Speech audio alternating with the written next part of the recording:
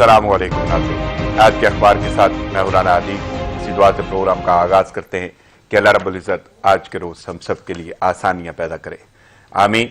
बढ़ते हैं प्रोग्राम की जानिब। जैसा कि आप जानते हैं कि प्रोग्राम में शामिल होती हैं वो तमाम खबरें जो अखबारात की अशात का हिस्सा हैं। इन्हीं पर तज़किया और तबसरे होंगे, लेकिन कुछ स्पेसिफाइड खबरें होंगी जो लीडिंग स्टोरीज होंगी, जो छोटी सी शॉर्ट समरी में आपके सामने रख देता हूँ, जिसमें कश्मीर का जिक्र होगा, यौम सयाह बनाया गया भारत के यौम आज़ादी पर। इसके साथ साथ मजीद गुफ्तगू करेंगे इसी हवाले से LOC पर जो इश्ताल अंगेज़ी की जाती है भारत की जानब से, उसी हवाले से दफ्तर ख़ारजा तलबी हुई सफारतकार की, भारतीय सफारतकार की। इसके साथ साथ पाकिस्तान सऊदी अरब के ताल्लुकात के हवाले से बयानात सामने आए हैं, उस पर गुफ्तगू होगी।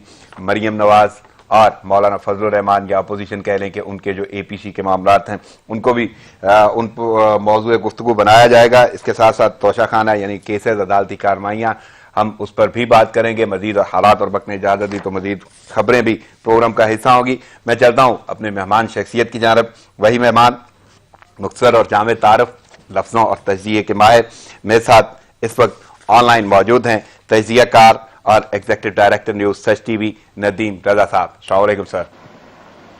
वालेकुम सलाम राना।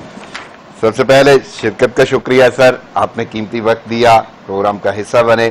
मैं चलता हूँ अखबारात की जानब। सबसे पहली खबर जो है वो मकबूजा कश्मीर के हवाले से बात करेंगे। सबसे पहली बात तो कि मकबूजा कश्मीर या मकबूजा वादी जो है इस वक्त छावनी में तब्दील है और वहाँ पे एक खौफ का समा है, खौफ तारी है। लेकिन वो किस पे तारी है? वो है भारतीय राष्ट्र फौज कह लें, भारतीय सरकार कह लें, मोदी सरकार कह लें। और किस बात का खौफ है? और वो है एहतजाज का, यानी भारत के यौम आज़ादी पे यौम सयाह मनाया गया, मुकम्मल हड़ताल रही। और एक और जुमला मैं अगर ऐड करूं तो मोदी की तकरीर जो है वो चलाई गई श्रीनगर के लाल चौक पर, लेकिन कोई सुनने ना आया। तो कैसे देख रहे हैं सूरत? बिल्कुल आपने अच्छी तमीद बांधी है और जिस तरह से कहा है कि खौफ ये मोदी सरकार पर ही है वाज़े तौर पर कि जिस कौम को और जिस इलाके को, जम्मू और कश्मीर को उन्होंने 1 साल से ज़्यादा लॉकडाउन किए रखा है, अभी मजीद वहाँ पे फौजी नफरी तैनात की जा रही है। अब किस चीज़ का खतरा है?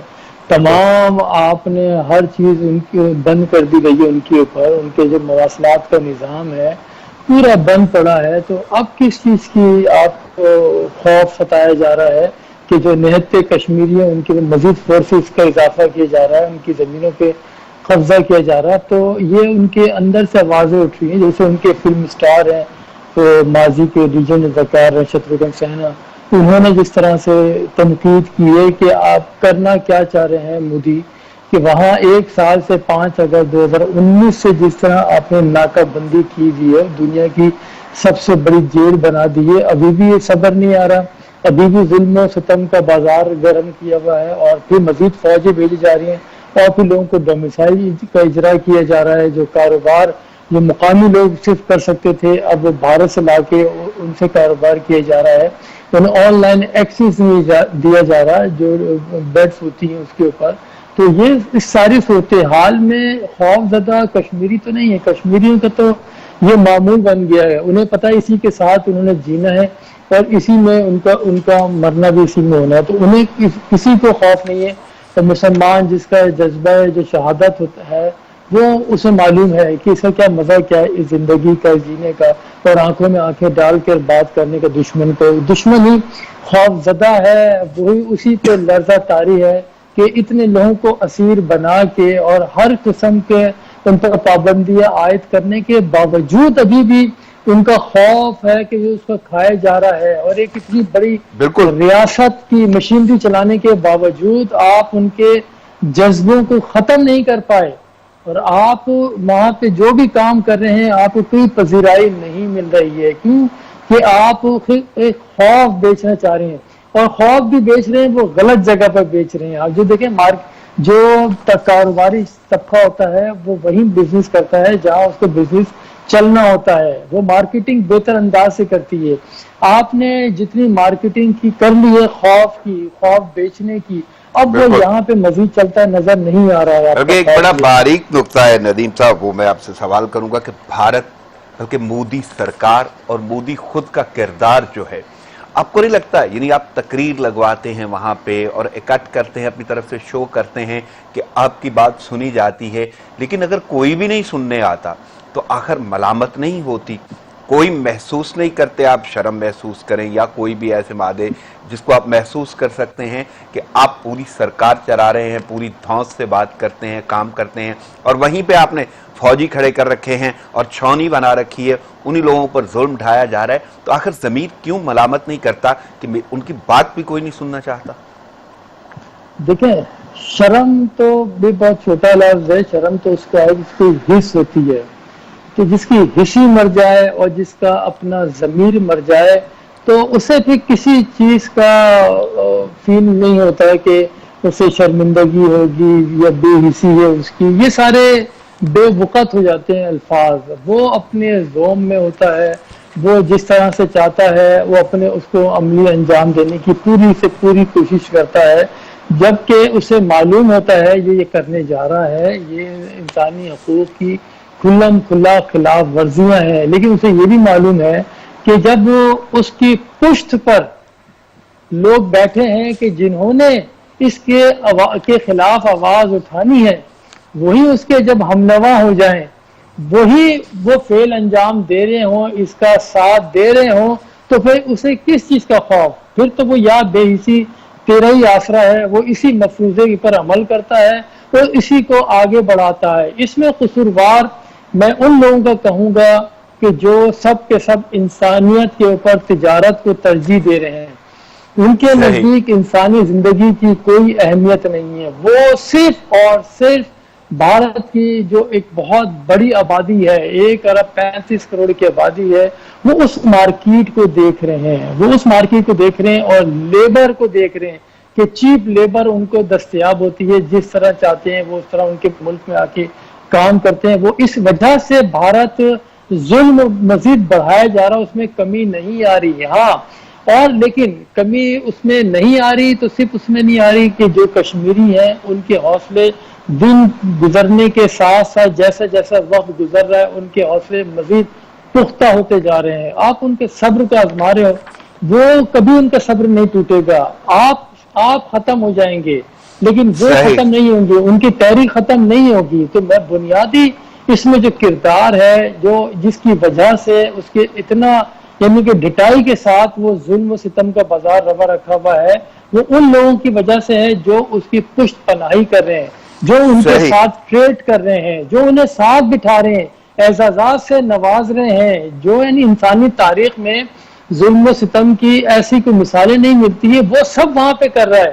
مودی کشمیر میں کر رہا ہے، اور پھر بھارت کے اندر جو اقلیتیں ہیں. اس تمام کے باوجود اگر میں تھوڑا سا اس کا کمپیریزن کروں کہ اتنا طویل دورانیہ ہے تمام مظالم کا، جبر و استبداد کا، اس ظلم کا، لیکن اب پوری دنیا میں کل کا جو یوم سیاح تھا وہ پوری دنیا میں منایا گیا. بھارت کے خلاف احتجاج ہوئے ہیں، بہت ساری باتیں منظر عام پہ آتی ہیں. تو اب یہ گونج آپ کو نہیں لگتا اتنی شدت کے باوجود، یعنی اتنا دباؤ اور مسلسل 1 سال کا دورانیہ ہو گیا لاک ڈاؤن کا، اس کے باوجود اگر دنیا میں گونج کشمیر کی ہوتی ہے تو یہ کیا کہیں گے آپ؟ اور دوسری جانب پاکستان کی سفارتکاری اگر رکھ لیں تو کہیں کہیں آپ کو وہ سفارتکاری کامیاب نظر آتی ہے کشمیر ایشو کے حوالے؟ دیکھیں، یہ جو یوم سیاہ منایا گیا ہے، یہ بھارت کی جو یوم جمہوریہ ہوتا ہے اس کو دنیا بھر میں کشمیری انسانیت دوست لوگ اس لیے یوم سیاہ مناتے ہیں کہ وہاں پہ جو لوگ اقلیتیں موجود ہیں ان کے ساتھ ظلم ہو رہا ہے، وہ آزاد نہیں ہیں، وہ قید میں ہیں. اور اس کی سب سے بڑی مثال یہی ہے 5 اگست 2019 کے بعد سے جو جموں و کشمیر کے عوام کو جس طرح سے قید رکھا ہوا ہے، تو وہ کس چیز کا یوم آزادی منائیں گے؟ وہ تو ہر دن ان کا قید میں گزر رہا ہے، اور جو اسیری ہے ان کی مزید سخت سے سخت ہوتی جا رہی ہے. وہ اسی لیے یوم سیاہ مناتے ہیں. وہ آپ پوری دنیا میں، یورپ میں آپ دیکھیں، امریکہ میں، برطانیہ میں، کینیڈا میں، ہر جگہ جہاں جہاں انسانیت سے محبت کرنے والے لوگ آباد ہیں اور انسانی حقوق کے جو ریئل جو کریکٹر ہیں وہ سب ان کے ساتھ کھڑے تھے کشمیریوں کے. انہوں نے بالکل یوم سیاہ منایا. بات وہی ہے، وہ عالمی ضمیر کو جھنجھوڑ رہے ہیں لیکن ان کی کوئی باتیں نہیں سننے پا رہا ہے. وجہ یہ ہے کہ یہ تحریکیں چلا کرتی ہیں، ان میں سالوں گزر جاتے ہیں، لیکن بات یہ ہے اصل کامیابی وہ تو ہونی ہے آزادی کے اوپر، وہ تو ہونی ہے، یقینی عمل ہے، لیکن اصل کامیابی تو ایک یہ بھی ہے ان کی تحریک کو جو دوام مل رہا ہے، جو مستقل مزاجی ہے، اصل یہ چیز ہے کہ اتنے جبر و تشدد کے باوجود یہ سلسلے کو جاری و ساری رکھنا، یہ ان کی جیت ہے، جو بھارت کے ساتھ کھڑے ہیں، جو بھارت کے پیچھے کھڑے ہیں، یہ ان کی شکست ہے۔ صحیح، لیکن دنیا میں اگر گونج ہے تو یہ انہی کے جذبے کی گونج ہے، وہ جذبہ آزادی جو ہے کشمیر کا۔ لیکن میں تھوڑا سا مزید آگے بڑھتا ہوں اور بھارت کے رخ کی بات کرتا ہوں کہ بھارت کے کئی رخ ہیں، اور اگر دیکھا جائے تو وہ کئی چہروں کا مال، ایک بھیانک چہرہ اس کو کہیں، مکروہ چہرہ کہیں، ہٹ دھرم چہرہ کہیں، لیکن یہ تمام کی تمام چیزیں اپنی جگہ پہ ہیں۔ ایک طرف تو مقبوضہ وادی اور دوسری جانب ایل او سی، یعنی کنٹرول لائن پہ بھی وہی صورت اپنائے ہوئے ہے جس کا وہ بار بار مظاہرہ کرتا ہے، سیز فائر کی خلاف ورزی کرتا ہے، اور پہلے بھی انہوں نے پچھلے دنوں کیا اور اس میں بچی زخمی ہو گئی، یعنی شہریوں کا نشانہ بنایا جاتا ہے۔ اسی حوالے سے پھر بھارتی سفیر کی طلبی ہوتی ہے، دفتر خارجہ میں احتجاج کیا جاتا ہے پاکستان کی جانب سے۔ اس صورتحال کو کیسے دیکھ رہے ہیں، اور بھارت کا وہ گھرونا چہرہ جو دو رخا ہے اس کو کیسے بیان کریں گے؟ دیکھیں، دو رخا کیا، وہ تو اس کی کئی سمتیں ہیں، بھارت کے جو چہرے کی کئی سمتیں ہیں۔ کشمیر میں کچھ ہے، مشرق وسطیٰ میں کچھ ہے، گلف میں کچھ ہو جاتی ہے، امریکہ میں کچھ ہو جاتی ہے، اسرائیل جاتی ہے تو پھر اسرائیلی ہو جاتی ہے۔ تو یہ اصل چیز ہے، جو دیکھنے والے لوگ ہیں ان میں تمیز ہونی چاہیے کہ وہ کس سے ملاقات کر رہے ہیں، کس سے میل راہ و رسم بڑھا رہے ہیں، اور کس بنیاد پہ اس سلسلے کو آگے بڑھا رہے ہیں، یہ اصل چیز ہے، اسے دیکھنا چاہیے۔ وہ تو جو بھی ظلم کرے وہ کم ہے، کیونکہ دیکھیں وہ ان کی پارٹی کا نظریہ ہے، وہی انتہا پسندی کو فروغ دینا، وہ اسے فروغ دے رہے ہیں۔ اور اس میں بدقسمتی کی بات تو یہی ہے کہ اس میں آپ کے اپنے ہی جو لوگ ہیں وہ اس کو بڑھاوا دینے میں ان کا ساتھ دے رہے ہیں، ان کی ہمنوائی کر رہے ہیں، اور یہ صورتحال بیانہ کہ ہاں جو آپ نے پہلے بھی پوچھا تھا کہ سفارتکاری، اس کا رول انتہائی اہم ہے۔ جس طرح سے نئی صف بندیاں ہو رہی ہیں اس میں پاکستان کو بہتر انداز سے اپنی جو پالیسی ہیں اسے لے کے جانا پڑے گا، کیونکہ کوئی بھی ملک آپ کا ازلی دشمن نہیں ہوتا اور نہ ہی دوست ہوتا ہے۔ آپ کو اپنے عوام کے مفاد میں پالیسیاں وقت کے ساتھ ساتھ تبدیل کرنی ہوتی ہیں، ہاں اس میں لیکن یہ ایک شرط ہوتی ہے کہ آپ اصولوں پہ سمجھوتا نہیں کریں گے، یہ اس کی ایک بالکل شرط ہوتی ہے، کڑی شرط ہے۔ آپ نے اصولوں پہ سمجھوتا نہیں کرنا، اور جو بھی نارمز ہیں اسے بائی پاس نہیں کرنا، اور اپنے عوام کے بہتر مفاد میں جو حد الامکان کوشش ہونی چاہیے اس پہ عمل کرتے ہوئے پالیسیاں بنانی چاہیے۔ جس طرح کے آپ دیکھیں نئی صف بندیاں ہو رہی ہیں، بھارت اس راہ و رسم بڑھا رہا ہے، مسلمان ممالک اس کے ساتھ کھڑے ہوئے ہیں، تو ایک یہ الارمنگ پوزیشن ہے کہ ہمیں دیکھنا پڑے گا کہ کیا وجہ ہے جو ہم سے کٹ کے لوگ بھارت کی طرف جا رہے ہیں، اور کیوں کشمیریوں کے لیے آواز بلند نہیں کر رہے ہیں، کیوں او آئی سی میں کیوں اس کو نئی ایجنڈے کا حصہ بنایا گیا، اور کیوں او آئی سی نے ایز اے مبصر کے طور پہ بھارت کو بلایا تھا گزشتہ سال او آئی سی کے اجلاس پہ۔ یہ ساری چیزیں ہمیں دیکھنا ہوگا، تو اس میں اہم کردار سفارتکاری ہی کا ہے۔ جو کمزوری ہے کہیں بھی یہ سفارتکاری کے حوالے سے آپ کی نظر میں کہاں کمزوری، کوئی اسٹریٹجی کا فقدان ہے، حکمت عملی بنا نہیں پا رہے یا اس کو ریز نہیں کر پا رہے، اگر پاکستانی سفارتکاری کو کہاں دیکھ رہے ہیں آپ؟ دیکھیں بات وہی ہے، جب یہ کشمیر کا مسئلہ ہوا تھا ایک کشمیر ڈیسک بنائی گئی تھی دفتر خارجہ میں، تو اس کا کام تھا، دیکھیں آپ ہر کام کوئی ایک شخص نہیں کر سکتا، اور دفتر خارجہ میں ہر ملک کے مطابق، ہر ریجن کے مطابق الگ ڈیسک بنی ہوتی ہے، ان کا کام ہوتا ہے وہ رپورٹس کمپائل کرتے ہیں، اور پھر جو جیسے ایشو چل رہا ہے اسے دنیا بھر کے سامنے ہائی لائٹ کرتے ہیں۔ جو مشنز ہیں پاکستان کے دنیا بھر میں پھیلے ہوئے ہیں، وہاں پہ متحرک عملہ موجود ہے پہلے سے، وہ اس لیے میں متحرک کہہ رہا ہوں کہ جب لوگوں کو بھیجا جاتا ہے تو ان کی ایکسپرٹیز کی بنیاد پر ہی باہر ان کو ڈپیوٹ کیا جاتا ہے، ایسا تو کوئی نہیں چلا جاتا۔ تو اگر نہیں ہے وہ ایکسپرٹ تو وہ ان کی کوتاہی ہے جنہوں نے وہاں بھیجا ہوا ہے۔ اگر وہ متحرک ہیں اور کام نہیں کر رہے تو پھر بھی انہی کی کوتاہی جنہوں نے وہاں سلیکٹ کر کے وہاں بھیجا ہے. تو انہیں آپ کو ایکٹیو رول ادا کرنا ہوگا. جس دیکھیں جو مظاہرے جو تنظیمیں کر رہی ہیں مظاہرے اپنے حساب سے, جیسے جو کل کیا یوم سیاہ کے اوپر, جیسے اس میں سکھوں کی تنظیمیں تھی, کشمیریوں کے تمام گروپ موجود تھے, جو پھر پاکستانی کمیونٹی سارے موجود تھے, انہوں نے اپنا کام کیا. لیکن وہاں سے پھر وہ سفارتکاری کا کام شروع ہو جاتا ہے کہ وہ اس چیز کو کس طرح سے دنیا کے سامنے پیش کرتے ہیں. یہ ان کا رول ہے. پھر یہ ان کی اپروچ نہیں ہے. جو مظاہرہ کرنے والے لوگ ہیں ان کا ایک وہیں تک کا کام تھا کہ انہوں نے کام کیا, سوشل میڈیا پہ وائرل کیا, آواز پہنچائی.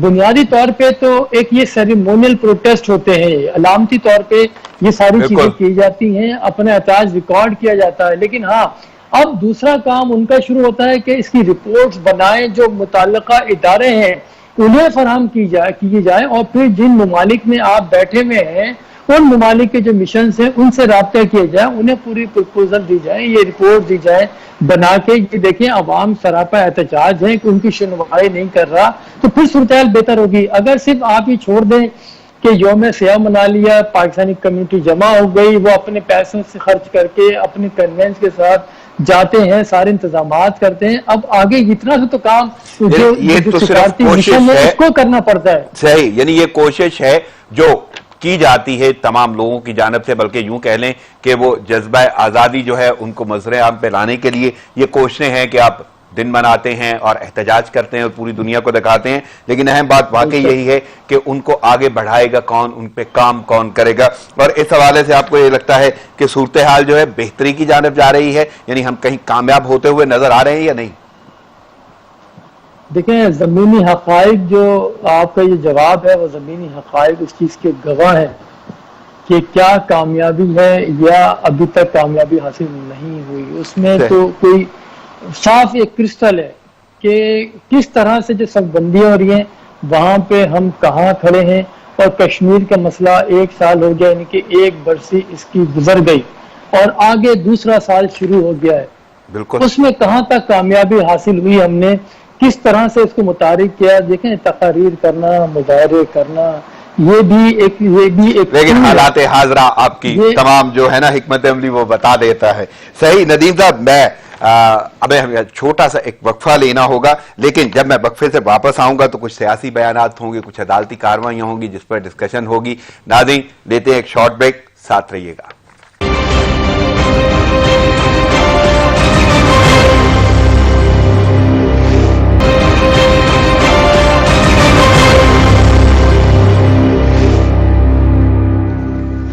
ویلکم بیک ناظرین خبروں اور تجزیوں کا سلسلہ جاری ہے. میرے ساتھ اس وقت مہمان شخصیت موجود ہیں, تجزیہ کار اور ایگزیکٹو ڈائریکٹر نیوز سچ ٹی وی ندیم ڈیرا صاحب آن لائن میرے ساتھ موجود ہیں.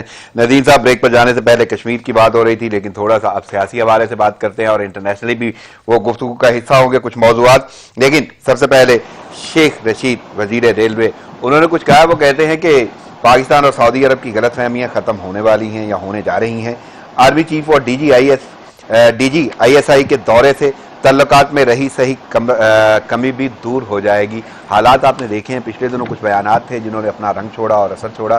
اسی حوالے سے شیخ صاحب اپنا تجزیہ دے رہے ہیں, تو کیسے دیکھ رہے ہیں؟ دیکھیں شیخ صاحب کی جو باتیں ہیں وہ سبھی جانتے ہیں کہ وہ وقت سے پہلے چیزیں چھوڑ دیا کرتے ہیں, سامنے لے کر آ جاتے ہیں. ان میں سے کوئی 40% یا 30% کبھی کامیابی ان کی ہو جاتی ہے, لیکن زیادہ تر چیزیں بس وہ ایسی, کیونکہ انہیں معلوم ہے کہ ہیڈ لائنز کیسے بنانی ہے, کون سا اس وقت ٹاپک چل رہا ہے اور ماحول کیا ہے, اسی کے حساب سے وہ اسٹیٹمنٹ جاری کیا کرتے ہیں. دیکھیں وہ بات تو یہ ٹھیک ہے کہ کوشش یہی ہونی چاہیے کہ حالات بہتر ہو جائیں پاکستان کے, کہ سعودی عرب کے ساتھ ایک ہمارا ایک کافی دیرینہ تعلق رہا ہے شروع سے, اور اب اس طرح جو دوریاں پیدا ہوئی ہیں وہ بھی سب کو معلوم ہے کہ نئی جو صف بندیاں ہو رہی ہیں جب سے یہ چین ایکٹیو ہوا ہے, چین اور امریکہ ایک دوسرے کے سامنے آئے ہیں, اس وقت سے واضح طور پہ تقسیم ہمیں نظر آ رہی ہے دنیا کی.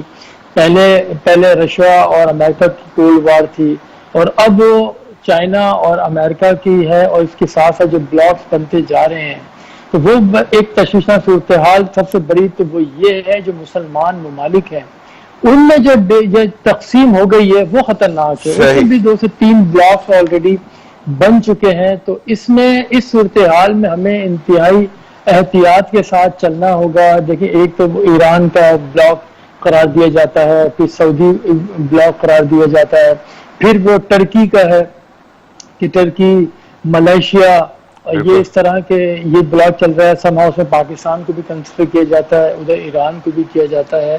تو یہ ساری جو بدلتی ہوئی صورتحال ہے, تو اس میں ہر کوئی اپنے حساب سے ممالک کا چناؤ کر رہا ہے, جہاں جس کا فائدہ ہے وہ وہاں جا رہا ہے. اور ہونا بھی ایسا چاہیے کہ ملک کے مفاد میں ہی پالیسیاں مرتب کی جاتی ہیں.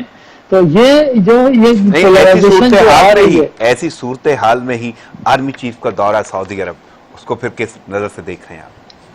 دیکھیں وہی تعلقات کو بہتری کی جانب لے جانے کے لیے یہ مددگار اور معاون ثابت ہو سکتا ہے, کیونکہ تلخیاں دیکھیں آج کی نہیں تھی, مسلسل چلی آ رہی تھی. کیونکہ عمران خان کا ویژن تو وہ یہی رہا ہے کہ لڑائی جھگڑے نہ کیے جائیں, بات چیت کے ذریعے سارے مسائل حل کیے جائیں. جسے پاکستان نے عمران خان نے پہلے کہا کہ سعودی عرب اور ایران کے درمیان میڈیشن کروائی, کہ جو ایک ماحول آ گیا تھا ارامکو اٹیک کے بعد, ایک ماحول بن گیا تھا جنگ کا. لیکن وہ عمران خان نے جو سفارتکاری کی, دونوں ممالک کے دورے کیے, اس میں کچھ وقولی معاملات ٹل گئے. اچھا پھر اسی طرح سے عمران خان نے امریکہ اور ایران کے درمیان ثالثی کی پیشکش کی, کوشش بھی کی, تو وہاں سے پھر وہ بھی حالات خراب ہونے شروع ہوئے. پھر پچھلے سال جس طرح سے ترکی اور ملیشیا کے ساتھ میل ملا بڑھا, وہاں پہ سارا کچھ ہمارے سامنے آئی. تو یہ ساری چیزیں ہیں. پھر ایک تو جب آپ جو بھی ممالک سے تعلقات ہوتے ہیں, عموماً وہ دیر پا جو چلتے ہیں وہ برابری کی بنیاد پہ چلا کرتے ہیں. تو اس میں ہمیں دیکھنا ہوگا کہ کس طرح سے ہمیں اپنے تعلقات کو مینٹین کرنا ہے یا ری فریز کرنا ہے, کیونکہ ابھی بہت زیادہ تیزی کے ساتھ صورتحال بدل رہی ہے, اور مسلمان ممالک کی جو تقسیم ہے وہ بھی زیادہ ہوتی ہے. وہ بڑا ایک سوال کا نشان ہے یا لمحہ فکریہ ہے. یہ جب سے یہی اور اسرائیل کا جو پیکٹ ہوا ہے, اور پھر کل جو معاہدہ پہ دستخط بھی ہو گئے ہیں وہ کووڈ-19 کے سلسلے میں جو ویکسین میڈیسن جو بنائی جا رہی ہے اس کے اوپر, تو اس صورتحال میں دیکھنا ہوگا, کیونکہ عرب ممالک کی جانب سے اس کا خیر مقدم کیا جا رہا ہے, اور جو دیگر ممالک ہیں وہ ایران ہو, ترکی ہو, یہ ملائیشیا اور اس طرح کے وہ سارے وہ اس کے خلاف شدت سے بیانات دے رہے ہیں. پاکستان میں سے بھی بعض افراد ہیں وہ بیانات اس قسم کے دے رہے ہیں. تو بالکل وہ ایسی ہی کیفیت ہے, اس پہ بھی میں گفتگو کروں گا ندیم صاحب, لیکن کیونکہ ہم شیخ رشید کی بات کر رہے ہیں تو کچھ انہوں نے اپنے سیاسی چٹکلے بھی چھوڑے ہیں, میں ان پہ بھی تھوڑا سا گفتگو کر لیتا ہوں. وہ نارملی نون لیگ کے حوالے سے تو انہوں نے بولنا ہی ہوتا ہے, یا اپوزیشن کہہ لیں لفظ کہ اس کے بارے میں انہوں نے بولنا ہی ہوتا ہے. اور نون لیگ کی وہ بات کرتے ہوئے کہتے ہیں کہ مریم نواز جو ہیں وہ خود تو نااہل ہیں, اور ان کی وجہ سے نواز شریف کا حال سب کے سامنے ہے, اور اب مریم نواز جو ہے شہباز شریف کے پیچھے پڑی ہیں. یہ ان کا طنز کہہ لیں یا ان کی رائے کہہ لیں یا ان کی جو بھی گفتگو ہے سیاست کے حوالے سے. اور ساتھ ساتھ مولانا فضل الرحمان کو بھی انہوں نے چھیڑا ہے, کہتے ہیں کہ غلط فہمی ہے کہ وہ بچوں کو ورگلا لیں گے. اور ایک جملہ انہوں نے بولا ہے, اور اس جملے سے پہلے تو میں تھوڑی سی اور گفتگو کروں گا, لیکن انہوں نے کیا بولا ہے وہ اے پی سی کے بارے میں کہہ رہے ہیں کہ کہاں گئی. لیکن اس سے پہلے میں یہ جملے ضرور بولوں گا کہ آپ سے جب بھی میں نے سوال کیا اس حوالے سے, اور کئی بار آپ نے یہ جواب دیا ہے بہت سارے پروگرامز میں کہ اے پی سی کوئی نہیں ہو رہی, یعنی وہ کٹ ہو نہیں پائے گا جس کے بارے میں کہا جاتا ہے, اور ابھی تک تو واقعی ایسا نہیں ہوا. تو میں صرف یہ جاننا چاہتا ہوں کہ شیخ صاحب تک آپ کی باتیں پہنچتی ہیں یا وہ آپ کو کاپی کرتے ہیں, فالو کرتے ہیں, کیا معاملہ ہے؟ اور واقعی ابھی تک اے پی سی والی کہانی تو کوئی نہیں نظر آئی. نہیں دیکھیں, ایسا نہیں کاپی کرنا یا فالو کرنا, اس میں تو ہر کوئی ایک دوسرے سے کچھ نہ کچھ لرن کرتا ہے, سیکھتا ہے, اور چیزیں چل رہی ہوتی ہیں. آگاہی کے لیے ایک دوسرے کو سنتا بھی ہے کہ انہوں نے کیا نئی چیز کہی ہے اور آگے کیا ہونے جا رہا ہے. اچھا جہاں تک شیخ رشید صاحب کی بات ہے, دیکھیں یہ جس طرح کے بیانات دیتے ہیں اور یہ پچ پہ کھڑے ہوتے ہیں, تو پچ پہ کیا ہے ان کے اسٹیڈیم میں جاتے ہیں تو سمجھو یہی بالر ہے اور یہی بیٹسمین ہے اور یہی کیپر ہیں, یہی فیلڈر ہیں اور یہی امپائر بھی ہیں. مزے کی بات یہ ہے تو یہ ہر کام یہ خود کرنا چاہتے ہیں. گو کہ یہ جتنے امور پہ بات چیت کی, دیکھیں ایک پریس کانفرنس میں انہوں نے عالمی امور پہ بھی بات کر لی, سیاسی امور پہ بھی بات کر لی, اپوزیشن کے اوپر بھی کر لی, اور اپنے بارے میں بھی سب کچھ انہوں نے بتا دیا. تو ایسا نہیں ہے, یہ کام ہے بنیادی طور پہ وزیر اطلاعات کا وہ تمام چیزوں کے اوپر بات کرنے کے مجاز ہوتے ہیں. ان کا کام ہے ریلوے منسٹری کو سنبھالنا اور اس کو بہتر بنانا ہے. لیکن یہ وہی میں نے کہا نا کہ ہر سمت دوڑے جا رہے ہیں, وہ بہانے کے طور پہ اس پہ آتے ہیں لیکن گفتگو وہ ارد گرد کی ساری کرتے ہیں, وہ ساری کرتے ہیں. جیسا کہ وہ انہوں نے کہا کہ یہ APC کے اوپر مریم نواز کی انہوں نے بات کی ہے. دیکھیں وہ بات ہے, ان کے خلافات اپنی جگہ وہ چل رہے ہیں, لیکن ہر سیاستدان اپنے آپ کو اہل ہی تصور کرتا ہے, دوسرے کو نااہل کرتا ہے. یہ ایک بالکل ان بلڈ ہوتی ہیں چیزیں ساری سیاستدان میں. ان کی یہی خواہش ہوتی ہے کہ دوسرا کوئی نہ کھیلے, کہ میں ہی کھیلنے کے لیے آیا ہوں, باقی سارے دوڑنے کے لیے آئے کہ میں شاٹ ماروں اور وہ دوڑتے رہے, بس وہ ہانپ کے بیٹھ جائیں. تو یہی صورتحال ان کی ہے, اسی لیے ان کو بڑھاوا دے رہے ہوتے ہیں چیزوں کو, وہ کہ ہے وہ ایکچوئل ہے. جو اس خاندان میں ایک جو رسا کشی چل رہی ہے قیادت کی, تو وہ سب چیزیں چل رہی ہیں. وہ کوئی ڈکی چھپی بات نہیں ہے. نون لیگ کے اندر جس طرح کے جو گروپنگ ہے بہت شدت اختیار کر چکی ہے, شہباز شریف کے خلاف ان کا وہ ہے. وہ یہی وجہ ہے جو نیب کے اوپر یہ مریم نواز گئی تھی, نیب میں پیشی کے لیے پہلے سے انہوں نے ایک سوشل میڈیا پر کیمپین چلائی, اور اسی وجہ سے لوگ باہر نکل کر آئے. گلو بٹ جیسے چہرے واپس ہم نے دیکھے کس طرح سے. اگر وہاں پہ خانہ مالٹان میں سزا دے دی جاتی ہے ایسے لوگوں کو, تو یہ ہرگز اس طرح کا دوبارہ واقعہ پیش نہیں آتا. یہ ساری چیزیں اپنی جگہ, لیکن بات یہ کہ ہمیں اپنا کام کم سے کم اپنا کام کرنا چاہیے, دوسرے کو چھوڑ دیں. وہ کیا ہے آپ اپنا ریل کا بتائیں, یہ نہ بتائیں کہ تو مولانا کو جو وہ کہتے ہوئے نظر آ رہے ہیں کہ مولانا جو ہیں وہ ان کو غلط فہمی ہے کہ وہ بچوں کو ورگلا نہیں سکیں گے. دیکھیں بچوں کا ورگلا, وہ ان کا پوائنٹ یہ ہے کہ بچوں کو ورگلا نہیں سکیں گے, کیونکہ بچوں کے بڑے مشکل میں, تو وہ اس طرح سے لبرٹی نہیں لے سکتے. بچے سے بیان دے سکتے ہیں جب تک ان کے بڑوں کو ایز نہیں ہوتا, وہ فیسلٹیٹ نہیں ہوتے, وہ پریشانیوں سے اور مشکلات سے نہیں نکل جاتے یا یہاں سے باہر نہیں چلے جاتے, اس وقت تک بچے صرف اسی طرح سے کرتے رہیں گے. یہ بالکل بات جنون ہے, وہ کچھ بھی نہیں ہے. مولانا فضل الرحمان وہ اس لیے بہت شدت کے ساتھ احتجاج کے اوپر ان کا ہے کہ احتجاج کیا جائے, وجہ یہ ہے کہ وہ کسی فورم پہ نہیں ہے, وہ ہر جگہ سے آؤٹ ہو چکے ہیں. لیکن ان کی چیزیں ساری پھنسی ہوئی ہیں. نون لیگ ہو اور پیپلز پارٹی ہو, دونوں کی قیادت کے اوپر نیب کے کیسز ہیں, ان تلوار لٹک رہی ہے. اسی بنیاد پہ شیخ رشید کہہ رہے ہیں بچوں کو ورگلایا نہیں جا سکتا. وہ چاہتے ہیں بھی شیخ رشید پوچھ رہے ہیں ان سے کہ APC کہاں گئی. میں پھر دوبارہ آپ سے ہی یہ رائے لینا چاہوں گا کہ اب بھی واقعی اب کیا صورتحال آپ کو نظر آتی ہے, APC واقعی ہوا ہو گئی؟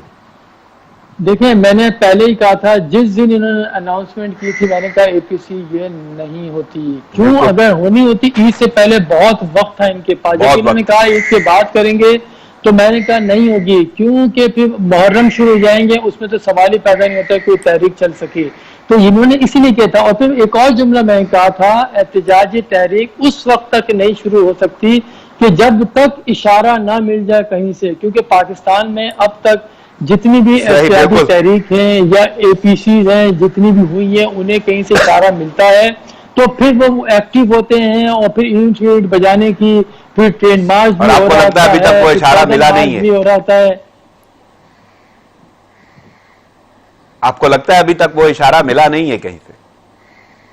جبھی تو میں اسی وقت کہا تھا کہ یہ نہیں ہوتی نظر آتی. یہ اسی طرح سے صرف اپنے آپ کو جو سہولتیں لے سکتے ہیں پریشر ڈال کے, وہ اس میں بس وہ چیزیں چلائی جا رہی ہیں. ایسا کچھ مجھے نظر نہیں آتا کہ کوئی احتجاجی تحریک چلے. کیوں کہ گورنمنٹ بھی وہ اپنا کام اسی طرح سے کر رہی ہے. انہیں جو رول ادا کرنا چاہیے تھا پارلیمنٹ کے اندر, وہ پارلیمنٹ میں انہوں نے بالکل ادا نہیں کیا. صرف اپنی قیادت کو بچانے کے لیے یا ایک دوسرے پہ مقدمات کے وہ فہرستیں نکالنا, ایک دوسرے کو تنقید کرنے میں, اسی میں وقت ضائع کر دیا.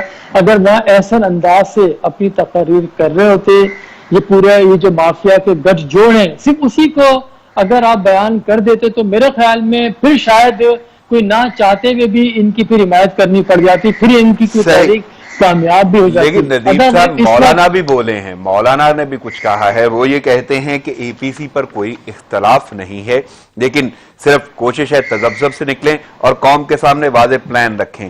اور وہ کہتے ہیں تحریک ہمیشہ حزب اختلاف کے اشتراک سے چلتی ہیں. تو آپ کو لگتا ہے کہ حزب اختلاف یا اپوزیشن اس وقت کوئی مشترک ہے, اس میں کوئی اتحاد نظر آتا ہے؟ مشترک بالکل ہے, بالکل میں یہ کہوں گا ایک نکاتی ایجنڈے پہ بالکل اشتراک ہے, اتحاد ہے, اتفاق ہے, اجماع ہے. وہ یہ ہے کہ ہمیں ایز کیا جائے, جو ہماری قیادت ہے اس کے مقدمات ہے وہ ختم کیے جائیں, انہیں چھوڑا جائے. ندیم صاحب یہ اس کے پر اجماع ہے. ندیم صاحب گفتگو یہیں سے جاری رکھوں گا, ایک اور چھوٹا سا وقفہ مجھے لینا ہوگا. ناظرین پروگرام جاری ہے, لیتے ہیں ایک شارٹ بریک, ساتھ رہیے گا.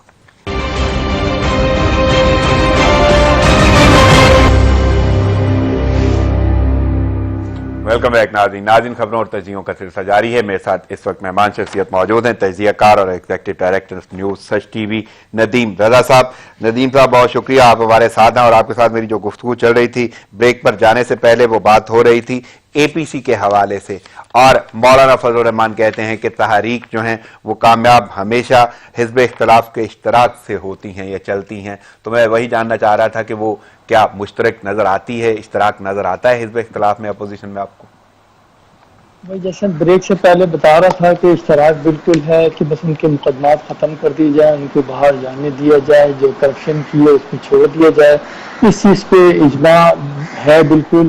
لیکن جو عوام جس میں جل رہی ہے, چکی میں پس رہی ہے مہنگائی کی اور مافیا کے گٹھ جوڑ میں جن کو جکڑا ہوا ہے, اس کے اوپر کہیں کوئی بات نہیں ہو رہی, نہ ہی وہ اپوزیشن کر رہی ہے, نہ ہی حکومت کی جو ممبران ہیں ان کی جانب سے آ رہی ہے. یہ ساری چیزیں دیکھیں اسی طرح یہ چلے گی, اجماع ان کا کسی صورت نہیں ہو سکتا. احتجاجی تحریک کے اوپر ایسے ماحول نہیں ہے ملک میں, ابھی جو سراؤنڈنگ جو صورتحال تبدیل ہو رہی ہے اس میں اس چیز کا تقاضا ہو ہی نہیں سکتا, اور یہ سارے ایک پیج پر آ جائیں گے جب ایسی کوئی صورتحال ہوگی. لیکن ہاں, حکومت کے خلاف کسی قسم کی کوئی تحریک کامیاب نہیں ہوگی, نہ ہی یہ چلا پائیں گے. انہیں بھی معلوم ہے کہ یہ خود ہی گندے ہوں گے, اس لیے باہر نکلیں گے نہیں, ناکام ہوں گے کہ وہیں بیٹھے رہیں گے, اسی شور شرابہ, بیان بازیاں, ندیم صاحب یہ بہت بڑی بات آپ کہہ رہے ہیں کہ حکومت کے خلاف کوئی تحریک کامیاب نہیں ہوگی. یہ اپوزیشن کی کہیں کمزوری کی وجہ سے آپ جملہ بول رہے ہیں,